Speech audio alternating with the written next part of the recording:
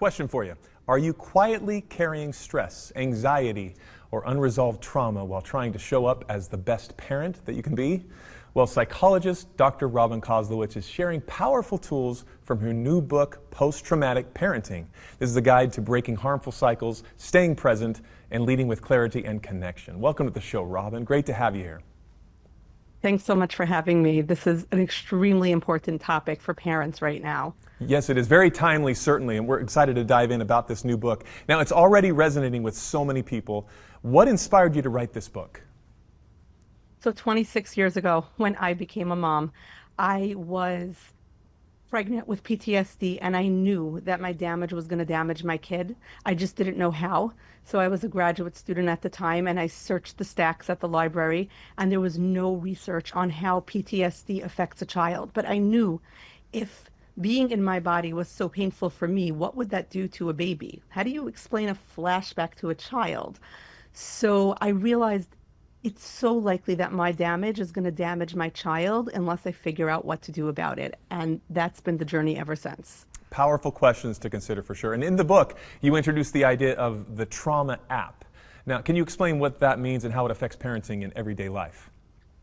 So in a moment of trauma, which is any experience too big for our brain to metabolize, our brain creates what I like to call a trauma app. It's your survival instinct on steroids, and it creates this operating principle, this algorithm. If A happens, do B. If I feel stressed, this is what I do. If I feel stressed, I lash out. If I feel stressed, I dissociate. If I feel stressed, I people please. And once the trauma app is created, it starts overriding our own instincts anytime we feel stress. And that's fine, perhaps in our regular life, but when we're trying to parent, and newsflash, parenting can be stressful, we really don't want our trauma parenting our children. We want to parent our children. Right, important things to analyze for sure. And for so many parents, they're quietly carrying unresolved stress, some anxiety, or maybe past pain. So what are some of the signs that trauma may be showing up in their parenting? So the minute you're disproportionate, the minute you yell over something that should be a minor irritation, the minute you are expecting to do one thing and then you do the other thing, like I am going to hold firm, my kids are whining, but I am going to stick to the spending limit that I had.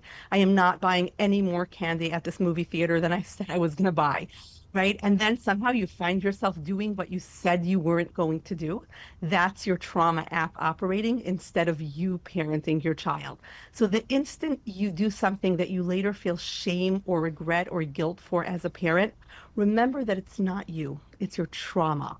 And if you can resolve that trauma, if you can shut off the permissions to the trauma app, then you get to parent with intention instead of your trauma parenting your kids. Practical reasoning for sure. And you've also got practical tools. What are some of those practical tools that you offer for resetting in the moment when emotional triggers hit?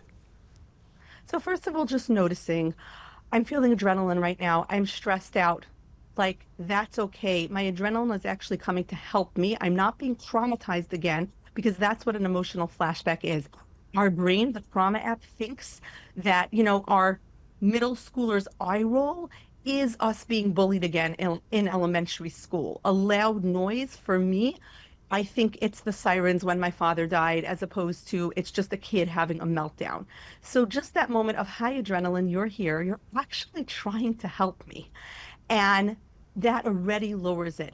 And then interrupting that pattern. For example, singing your instructions instead of saying them so that you don't end up yelling. Playing a game with your kids and doing something like, stress monster's here.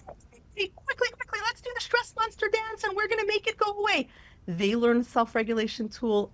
I self-regulate, and together that's called co-regulation. I learned a lot from this just as a parent listening to you. I can't wait to read this book. Post-Traumatic Parenting is what it is. Dr. Robyn Koslowitz, thank you for your time. And I love your office, by the way. It looks really good. A lot of fun playing with kids all day long. Big kids. I love it. Good luck to you, and thank you again for being on the show. Thank you. Thanks for having me.